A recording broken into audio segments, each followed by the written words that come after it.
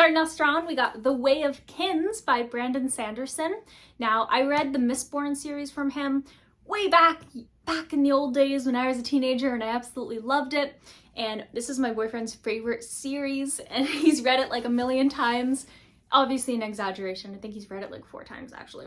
But this is like the biggest book ever. Like, Kingdom of Ash is the biggest book that I've ever read, and that's like just shy of 1,000 pages.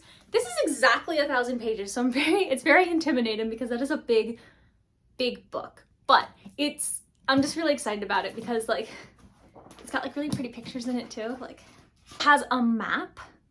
Obviously the best than ever is when it has a map in it. And not only one map, it has like a bunch of maps. Like, look at all these maps. I don't know what they're for yet because I haven't read the book, but I love when they have maps. Every chapter also has these cool little like headers, and there's also stuff like this in there. So I think it really just adds to it, and I'm really excited to read this, especially because it was a recommendation from my boyfriend, and I do like Brandon Sanderson, and my oldest sister loves him too, so he's great. But this book is like the size of my face. Next up, we got The Throne of the Fallen by Kerri Maniscalco, and look at this cover. I know they say don't judge a book by its cover, but I do. I'm guilty of that. And I saw this cover and I was like, that's very nice. And then inside of it, so like this book, basically, based on my understanding, it's got vampires, it's got demons, and it's got 2 unlikely people falling in love. So that's all I need. So it's just, I'm very excited about it. And I just think this is the most gorgeous cover. Look at that.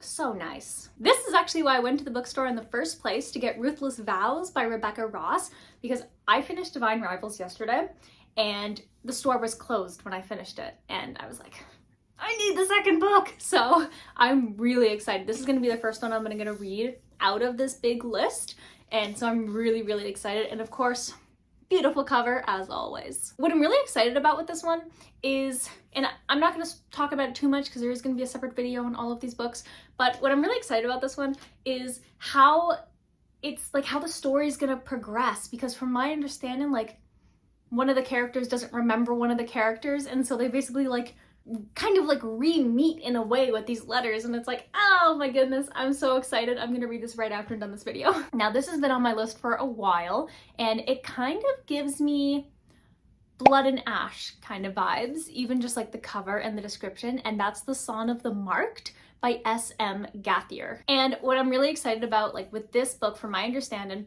it's like kind of like that unlikely romance that comes in, and so it's like a mercenary, and she ends up working with, I think, like the captain of the guards or something, and he's like the infuriating, arrogant guy, and eventually like they catch feelings for each other, and there's like a plague going on. So I'm really excited to read this as well, like this whole series. And of course, beautiful cover.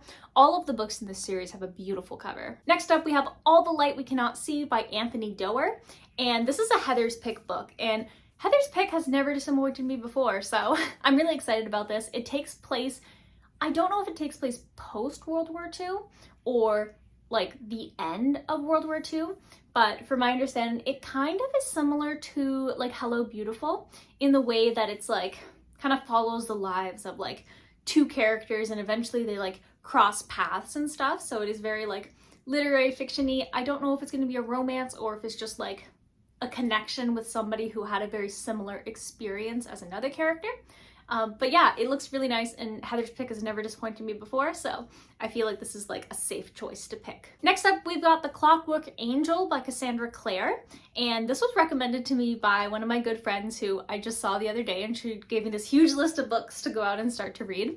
And so I never picked this one up, but I did read like the original Shadowhunters series that what was it, like the City of, yeah, like the City of series when I was a teenager, and I remember really liking it, but then I remember I dropped it because the whole like Clary falling for her brother thing like rubbed me the wrong way. So yeah, I dropped it, but I eventually learned that it wasn't the case, and it wasn't actually like that.